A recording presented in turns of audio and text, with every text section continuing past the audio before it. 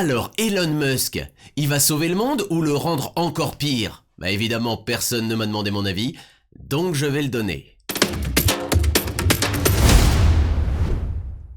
On connaissait déjà Elon Musk comme le chantre de la voiture électrique, dont il est à la fois le fou du volant et le super charmeur.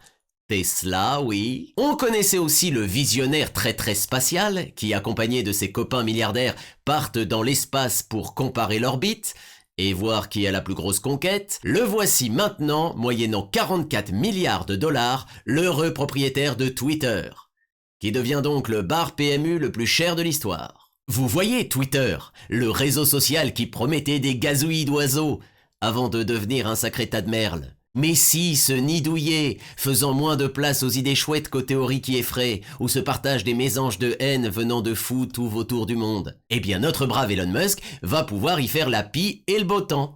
Alors depuis l'officialisation du rachat, tels des ornithologues modernes, on guette le moindre signe et pour l'instant, on est partagé. On est mouette-mouette. Premier acte fondateur du génie de la tech, c'est de rendre la certification payante.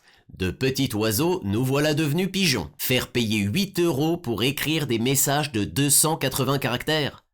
C'est le retour du Minitel. Tu cherches des soirées chaudes où te faire insulter sans modération, tape 3615 Elon. Parce que son deuxième fait d'arme, c'est d'avoir viré la moitié des employés de Twitter, dont l'équipe en charge des fake news et de la modération.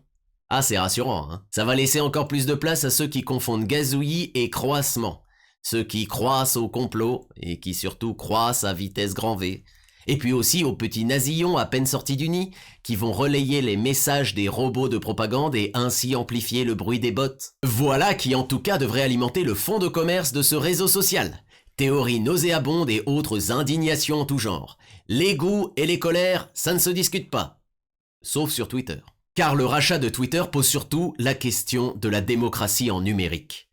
Qu'un seul homme à la tête d'un réseau social ait tant de pouvoir et d'influence qu'il puisse ou non décider de quelles idées circulent sur le web et de qui peut s'exprimer en ligne, ça peut vite tourner à la dictature. Et dans ce cas, cet avenir numérique cyber sympa et puce si affinité qui se prépare et qui se jouera à grands coups de 0 et de 1 fera sûrement le binaire de quelques-uns et le malheur de beaucoup d'autres. Au final, peut-on faire confiance à Elon Musk?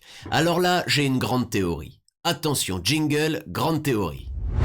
Et ouais, on lésine pas sur les moyens. Un mec qui envoie un message pour te dire attention, ce réseau social va devenir payant, qui adore les grosses voitures et les fusées, qui sait tout sur tout, y compris comment résoudre la guerre en Ukraine et le conflit entre la Chine et Taïwan, c'est pas le sauveur de l'humanité. C'est un tonton relou. Et comme tous les tontons relous, il y a fort à parier qu'il va se lancer dans les pires provocations pour se faire remarquer et se sentir aimé. 44 milliards de dollars pour se sentir aimé.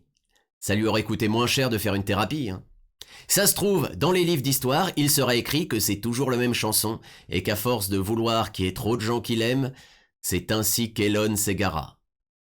Il va quand même pas finir là-dessus. Eh ben si. Allez, à la semaine prochaine pour un nouveau vendredi ou la vie sauvage. Et si cette vidéo t'a plu, mets-le dans les commentaires. Et partage-la autour de toi, y compris avec ton tonton relou, qui se prend pour Elon Musk.